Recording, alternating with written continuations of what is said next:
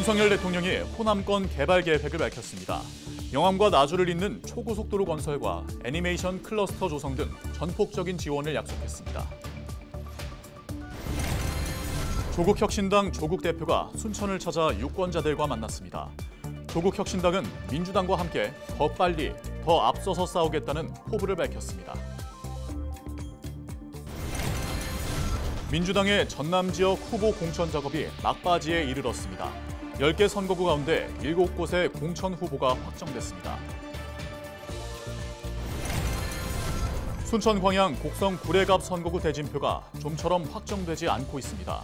천하람, 신성식의 출마 여부는 다음 주쯤 확정될 전망입니다.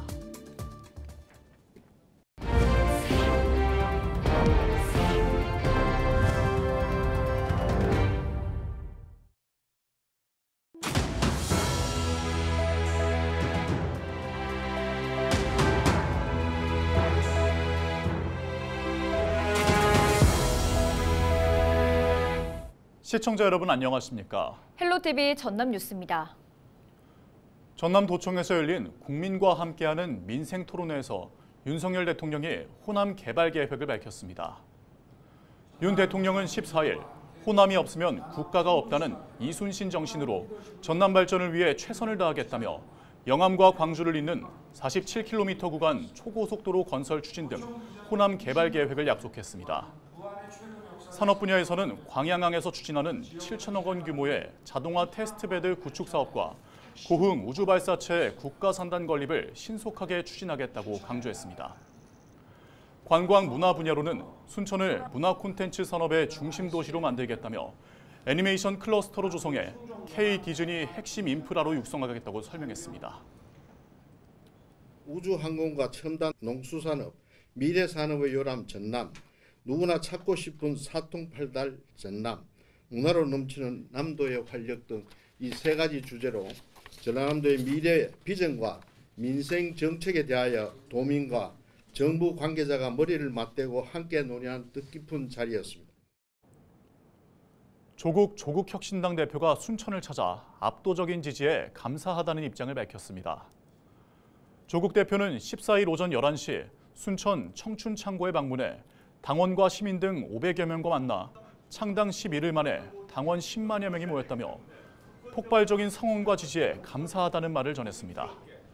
조국혁신당은 민주당과 함께 같이 가는 당으로 민주당이 해야 하지만 조심해야 할 일을 민주당보다 더 빨리, 더 앞장서서 싸우겠다고 강조했습니다. 또한 윤석열 정권을 끝내는데 누구보다 앞장서겠다며 조국혁신당을 끝까지 믿어달라고 밝혔습니다. 더불어민주당의 전남 선거구 후보 공천 작업이 막바지에 이르고 있습니다. 전체 10개 선거구 가운데 7곳에서 본선 대진표 윤곽이 드러나고 있는데요. 이번 주 후반쯤 최종 민주당 후보가 확정될 전망입니다. 보도에 송하영 기자입니다. 지난 13일 전남 5개 선거구의 공천 심사 결과를 발표한 더불어민주당. 4년 만에 전현직 의원 간 리턴 매치가 펼쳐진 여수 갑에서는 현역인 주철현 의원이 이용주 전 의원을 꺾고 공천을 받았습니다. 반면 여수 을에서는 조계원 민주당 부대변인이 현역인 김회재 의원과의 경선에서 1위를 차지했습니다. 해남 완도 진도 선거구 역시 박지원 전 국정원장이 현역인 윤재갑 의원을 누르고 본선에 진출했습니다. 3인 경선이 치러졌던 영암 무안 신안과 나주 화순 선거구는 과반 득표자가 없어 2인 결선으로 압축됐습니다.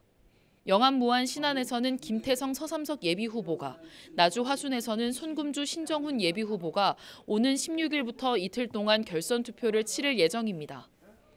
14일 오전 기준 전국 254곳 가운데 약 96%인 244곳의 후보를 확정한 민주당. 여기서 현역 의원 163명이 출마했는데 이 중 38%가 컷오프 또는 경선에서 패배했습니다. 지난 20대 총선 33%, 21대 총선 27%보다 높은 수치입니다. 전남 역시 공천 작업이 마무리된 7개 선거구 가운데 4곳이 새로운 인물로 교체된 가운데 이번 주 후반 윤곽을 드러낼 본선 대진표에 관심이 쏠리고 있습니다. 헬로티비 뉴스 송하영입니다. 순천 광양 곡성 구례갑 선거구 대진표 확정이 늦어지고 있습니다. 개혁신당 천하람 전 최고위원과 민주당 경선에서 컷오프된 신성식 예비후보의 출마 여부가 아직도 확정되지 않았기 때문인데요. 순천 광양 곡성 구례갑 선거구 동향을 서경 기자가 취재했습니다. 김문수 후보와의 2인 경선에서 1위에 오른 손은모 민주당 예비후보.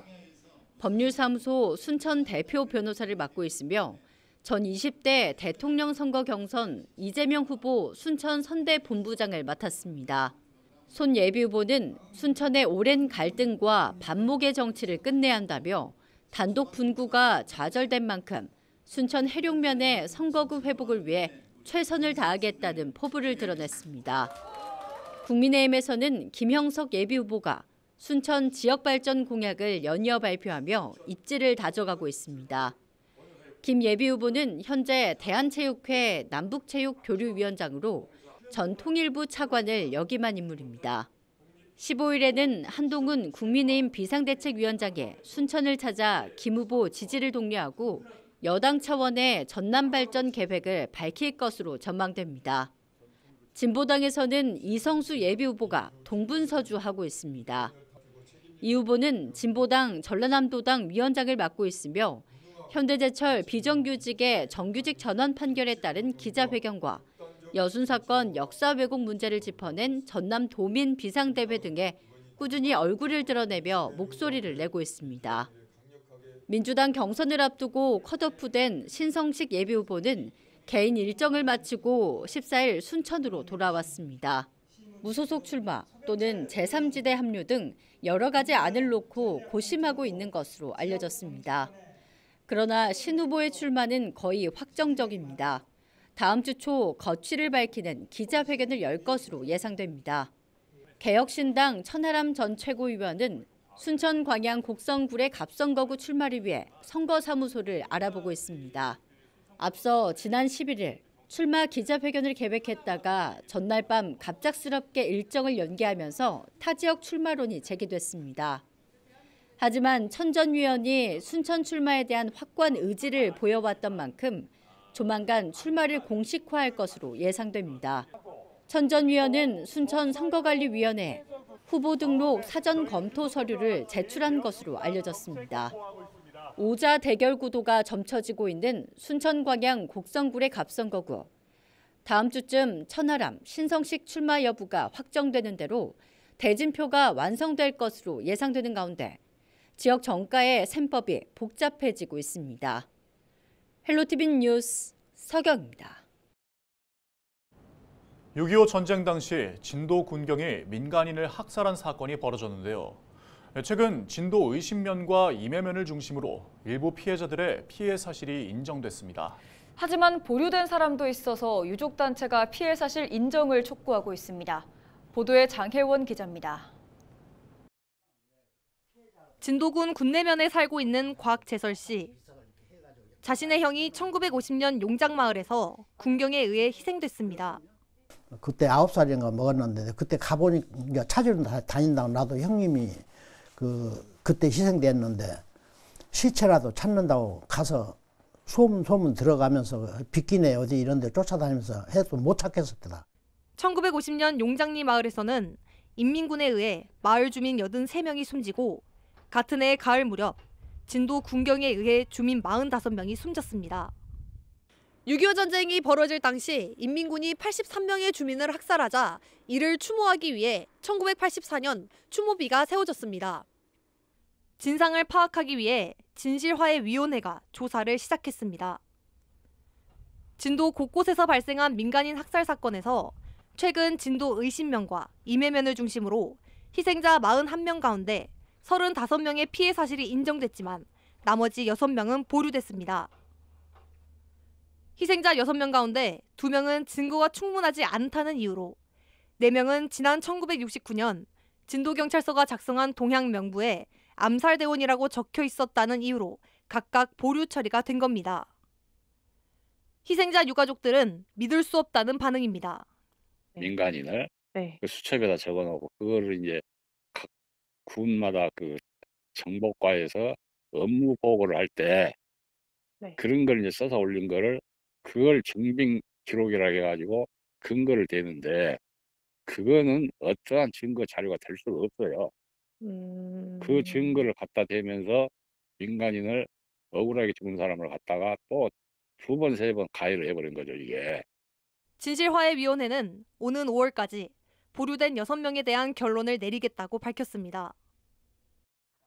저희가 지금 이게 보류가 되면 소위원회에서 다시 상정해서 논의를 하고 그다음에 전체위원회에 상정이 되거든요. 저희가 4월 늦어도 5월 말까지는 상정이 되고 결론이 날 것 같습니다. 유족단체는 다음 달 2일 정식 간담회를 통해 진도 학살 사건에서 피해 사실 인정이 보류된 희생자 6명에 대한 진실 규명 여부를 다시 논의할 예정입니다. 헬로티비 뉴스 장혜원입니다.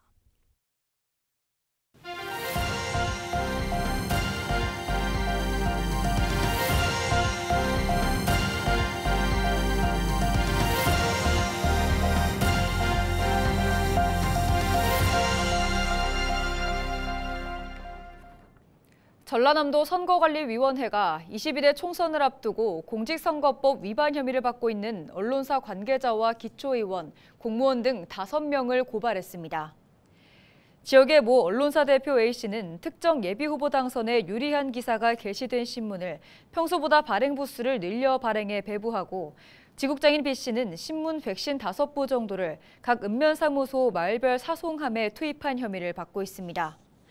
또한 모 자치단체의 기초의원은 군의원 단체 해외여행 과정에서 공무원에게 210만 원어치의 여행 경비를 제공한 혐의를 받고 있습니다. 또 다른 군의원 역시 지난 설명절 선거구민 4명에게 12,000원 정도에 해당하는 선물을 자신의 명함과 함께 전달한 혐의로 고발 조치됐습니다. 검찰이 지난 2022년 8명의 사상자가 발생한 여수 국가산단 여천 NCC 폭발 사고와 관련해 중대재해처벌법 위반에 대해 혐의 없음 처분을 내렸습니다.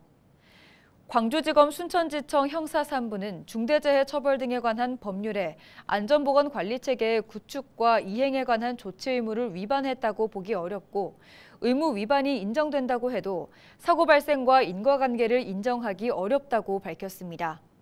다만 여천 NCC 총괄 공장장 등 7명과 원하청 업체 대표 2명은 산업안전보건법 위반과 업무상 과실치사상 혐의로 불구속 기소했습니다.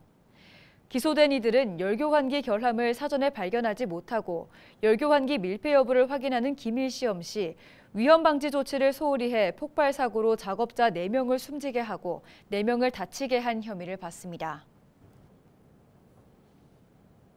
22대 총선 목포시 선거구에 출마한 무소속 이윤석 예비후보가 민주당의 경선 결과에 유감을 나타내면서 끝장 토론을 제안하고 나섰습니다.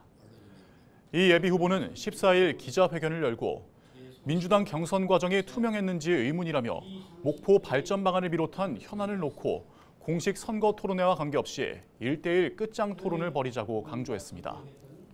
그러면서 목포 신안 무한 통합, 외곽도로 건설, 남항과 용당을 잇는 대교 건설, 대규모 목포역 건설, 해안가를 활용한 한국의 나폴리 주송 등 모두 12개 분야를 걸쳐 지역 발전 공약을 제시했습니다. 22대 총선 목포시 선거구에 출마했다가 민주당 경선을 앞두고 컷오프된 문용진 예비후보가 예비후보직을 내려놓고 일상 속으로 돌아가 앞서 시민들과 약속했던 지역 발전에 힘을 싣겠다고 밝혔습니다. 문 예비후보는 14일 기자회견을 열고 22대 총선을 앞둔 지난해 12월 12일 목포 정치에 변화를 염원하며 예비후보에 등록했지만 보내주신 성원에도 불구하고 당내 경선을 넘지 못해 죄송함과 고마움이 공존하고 있다며 감사하다는 말을 전했습니다. 그러면서 자신을 응원해준 시민들을 위해 앞으로는 일상에서도 목포의 발전에 기여할 수 있는 일에 적극적으로 나서겠다고 강조했습니다.